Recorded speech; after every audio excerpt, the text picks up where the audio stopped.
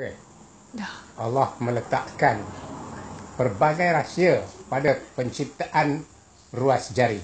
Antaranya, nombor satu, untuk meredakan pening ataupun sakit kepala, anda hanya perlu memicit semua ruas hujung jari 10 saat tiap-tiap satu.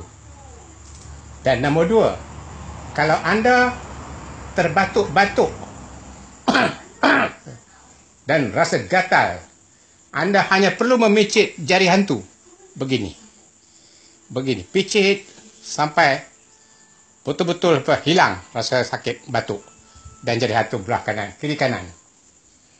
Yang ketiga, jika anda berasa tegang leher, picit saja keliling ruas jari, ibu jari di sini, kawasan ini. Kaedah yang sama juga digunakan jika sekiranya anda menghadapi masalah berdengkur waktu malam.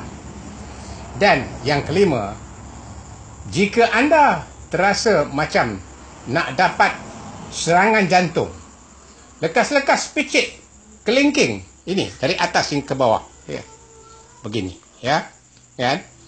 Begini, picit kuat-kuat, ya. InsyaAllah dengan cara itu sempat kita memanggil doktor untuk menyelamatkan anda daripada mengidapi stroke